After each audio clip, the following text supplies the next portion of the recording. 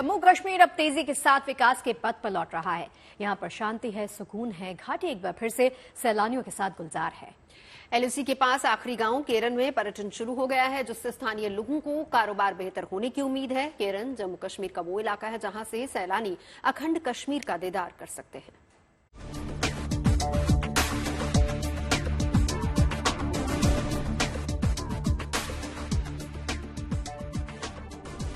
ये ऊंचे ऊंचे पहाड़ और खूबसूरत वादियां, यहाँ की प्राकृतिक सुंदरता और अविरल नदियां, ये तस्वीरें कुपवाड़ा के केरन की है, जो एलओसी पर नीलम नदी के किनारे बसा हुआ है।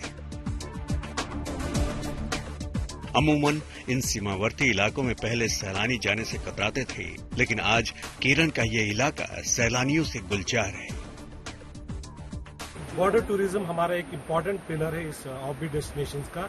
आज का यहाँ पे जो ये टूर है जो डिस्ट्रिक्ट एडमिनिस्ट्रेशन के साथ हमने किया है, इसका मकसद ही यही है कि बॉर्डर टूरिज्म को प्रमोट करना। हमने काफी होम स्टेज यहाँ पे रजिस्टर किए हैं, हम ट्रेनिंग प्रोग्राम्स भी ऑर्गेनाइज कर रहे हैं और दिन ब दिन ऐसे जैसे जैसे हालात बेटर होते जा रहे हैं, केरन वैली एक टूरिस्ट मैप पे जरूर आएगी। एक तरफ हरी घास और पहाड़ तो दूसरी ओर बहता दरिया। सबसे खास बात तो ये है कि यहाँ से सैलानी कश्मीर के उस हिस्से का भी दीदार कर सकते हैं जो पाकिस्तान के अवैध कब्जे में है। श्रीनगर से केरन की दूरी करीब 100 किलोमीटर है। केरन जाने के लिए श्रीनगर से टैक्सी की सुविधा मौजूद है। इसके साथ ही सैलानी श्रीनगर से कुपवाड़ा के करालपुरा तक बस के जरिए पहुँच सकते हैं। फिर करालपुरा से केरन के लिए टैक्सी लेनी पड़ेगी। इसके साथ ही सैलानी जम्मू के रास्ते भी केरन जा सकते हैं। अब जम्मू कश्मीर सरकार ने पिछले कुछ सालों के दौरान इस पूरे इलाके को पर्यटन के नक्शे पर लाया है, ताकि यहाँ पर्यटन रूबरू पाकिस्तान के लोगों की जिंदगी आमने सामने देखे। यहाँ तक कि यहाँ रिश्ते भी हैं, इस तरफ रहने वाले इस दरिया के लोग और उस तरफ जो दरिया के उस तरफ रहते हैं, उन लोगों में आपस में रिश्ते हैं, बातें भी होती हैं। इसमें कोई भी जो है कानूनी बंदिश नहीं है, क्योंकि सेना की तैनाती ना ही पाकिस्तान की दरिया के किनारे है और ना ही भारत की इस किनारे जिस पर मैं खड़ा हूँ। केरन की प्राकृतिक सुंदरता इन दिनों सैलानियों को खूब पसंद आ रही है। कुपवाड़ा के केरन सेक्टर से अशरफ वानी, गुड न्यूज टुडे। साइबर ठगों पर नकेल कसने के लिए लगातार काम किया जा रहा है। ऐसे में अब नोएडा पुलिस ने एक शानदार पहल की है, जिसके तहत नोएडा साइबर सेल बनाया गया है। इसमें एमबीए, बीटेक, बीबीए और बीएससी की पढ़ाई कर चुके 165 पुलिस कर्मियों को शामिल किया गया है। कुल 10 टीमों का गठन किया गया है। हर थाने में 2-2 एक्सपर्ट्स तैनात किए गए हैं।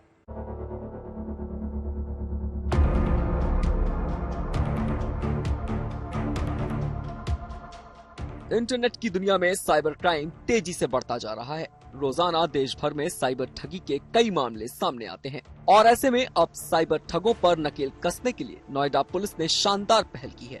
इसके लिए नोएडा पुलिस ने नोएडा साइबर सेल का गठन किया है, जिसमें एमबीए, बीटेक, बीबीए और बीएससी की पढ़ाई कर चुके 165 पुलिसकर्मियों को शामिल किया गया है। वहीं डीसीपी स्तर पर 10-10 पुलिसकर्मी तैनात किए जाएंगे। साथ ही कमिश्नर स्तर पर भी 20 से 30 पुलिसकर्मियों की टीम बनाई गई है, जिनका मकसद सिर्फ साइबर ठगी को रोकने का होगा। हर थाने पे वर्तमान में 2 कांस्टेबल्स और 1 ऑपरेटर और 1 सब इंस्पेक्टर, इस तरह से इनकी नियुक्ति है। ये जो एग्जिस्टिंग स्ट्रक्चर है, इसको और रिव्यू किया जा रहा है और उसमें प्रशिक्षित कर्मचारियों को पोस्ट करने की प्रक्रिया चल रही है और इसमें जो टेक्निकली क्वालिफाइड लोग हैं, ऐसे लोगों को प्रायोरिटी पे पोस्टिंग दिया जाएगा। ये वो 165 पुलिसकर्मियों की स्पेशल टीम है जो साइबर ठगी को किसी भी हाल में रोकने और आरोपियों पर कार्रवाई करने में सक्षम है। साथ ही इस स्पेशल साइबर सेल में टेक्निकल क्वालिफिकेशन के आधार पर पुलिसकर्मियों का चयन किया गया है और बाकायदा ट्रेनिंग के बाद इन पुलिसकर्मियों की तैनाती साइबर सेल में की गई है। इसके लिए जनपद में लगभग 165 लोगों को शॉर्टलिस्ट किया गया है, जिनके पास विभिन्न टेक्निकल क्वालिफिकेशंस है, जो एमसीए, बीसीए या इस तरह का कंप्यूटर की अर्हताएं रखते हैं या फिर इनके पास हायर एजुकेशनल क्वालिफिकेशंस भी है। इनको स्क्रीन करके, इनकी ट्रेनिंग वगैरह करके इनको इन संबंधित साइबर हेल्प डेस्क पे पोस्ट भी किया जाएगा। आपको बता दें कि नोएडा में रोजाना 60 से 70 मामले साइबर क्राइम के सामने आते हैं, लेकिन अब साइबर ठगों पर लगाम लगाने के लिए नोएडा पुलिस ने भी कमर कस ली है। नोएडा से मनीष कुमार के साथ गुड न्यूज टुडे। और अब बात मौसम की कर लेते हैं। पहाड़ी राज्यों पे अभी भी मानसूनी बारिश जारी है। हिमाचल प्रदेश हो या उत्तराखंड, नदी नाले बारिश से उफान पे है। मौसम विभाग ने उत्तराखंड के 4 जिलों के लिए ऑरेंज अलर्ट भी जारी किया है। देखिए, बारिश का मौसम आते ही पहाड़ी राज्यों की सरकार और प्रशासन अलर्ट मोड पर रहते हैं। ऋषिकेश में भारी बारिश की वजह से आई मुसीबत से लोगों को बचाया गया, तो हिमाचल के धर्मशाला में पशुपालन विभाग के 5 लोगों का रेस्क्यू भी किया गया है।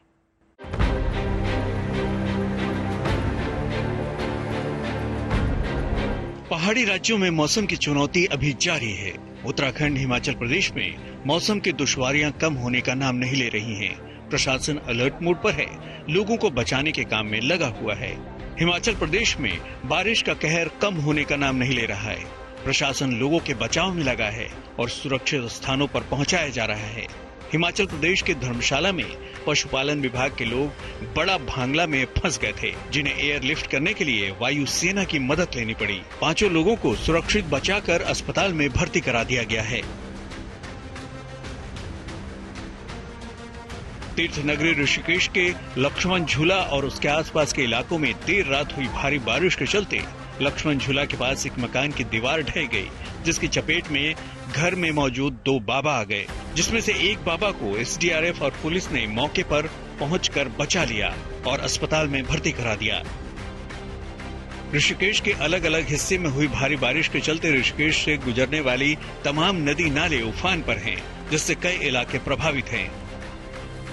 ऋषिकेश के धालवाला और खारा इलाके में पानी बढ़ने के बाद एसडीआरएफ ने बचाव और राहत अभियान चलाया और प्रभावित लोगों को सुरक्षित स्थान पर पहुंचाया।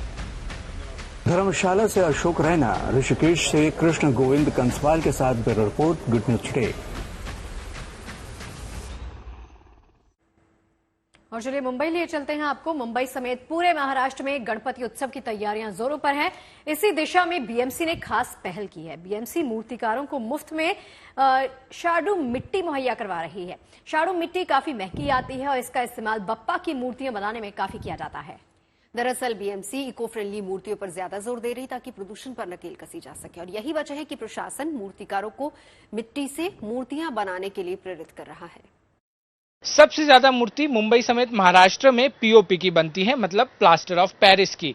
प्लास्टर ऑफ पेरिस की मूर्तियां जो हैं वो पानी में गलती नहीं है और इसकी वजह से पर्यावरण, नदी को बहुत ज्यादा नुकसान पहुंचता है। ऐसे में इस बार बीएमसी की तरफ से एक नई योजना शुरू की गई है। इस योजना के तहत अब मुंबई में पहले तो जो लोग घर पे छोटे गणपति लाते हैं, छोटी मूर्तियां लाते हैं, वो सिर्फ मिट्टी की मूर्तियां ला पाएंगे।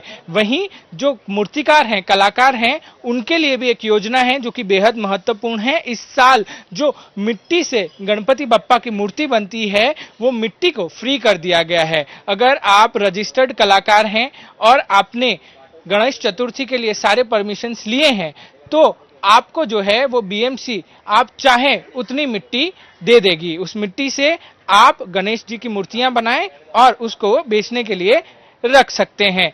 सबसे बड़ा फायदा जो है वो मूर्ति कलाकारों का भी है, क्योंकि मिट्टी बेहद महंगी आती है, जिसकी वजह से लागत बढ़ जाती है और कस्टमर्स को जो है महंगी मूर्तियां खरीदनी पड़ती हैं। वहीं मिट्टी की मूर्तियां जब विसर्जित होंगी तो वो पर्यावरण को भी कम नुकसान पहुंचाएंगी, क्योंकि वो जल्दी ही पिघल जाती हैं। ऐसे में जो मूर्ति कलाकार हैं, जो ग्राहक हैं और पर्यावरण प्रेमी हैं, वो बीएमसी की इस मुहिम का स्वागत कर रहे हैं और इस साल जो है वो पर्यावरण को बचाने में बीएमसी की तरफ से एक अहम कदम भी उठाया गया है। कैमरामैन प्रतीक के साथ पारस दामा, गुड न्यूज टुडे। चाय पर चर्चा हो रही है तो खाने पीने का जिक्र तो होगा ही। अच्छा, आपने मटका कुल्फी सुनी है कभी? मटका जलेबी के बारे में आपने सुना है? नेवर। तो मीठे के शौकीन? अम्बरसर खादी नहीं? ओ, मतलब शगुफ्ता जाके टेस्ट कराई है। तो आज हम आपको मटका जलेबी के बारे में बताएंगे। वैसे देखिए, मीठा खाने के शौकीनों को जलेबी ना पसंद हो ऐसा वैसे बहुत कम होता है। बाजार में रस भरी क्रिस्पी जलेबी लोगों की फेवरेट रही है। शगुफ्ता, कैसा टेस्ट था? मेरे मुंह में तो पानी आ गया। मजेदार, लजीज। तो ऐसे कुछ खास मिठास को चखने के लिए लोग आते हैं अमृतसर। शगुफ्ता बता ही चुके हैं। तो यहाँ की मटका जलेबी की खासियत क्या है, जरा अदिति से सुन लेते हैं। चलिए मैं बता देती हूँ। शहर के सुल्तान विंड रोड पे बनी एक दुकान में ये खास तरीके की जलेबी बनाई जाती है जो बेहद खस्ता होती है। इस जलेबी को बनाने के लिए जिस मैदे का घोल तैयार होता है उसे मटके में रखा जाता है। इस जलेबी के अनूठे स्वाद को चखने के लिए दूर दूर से ग्राहक आते हैं।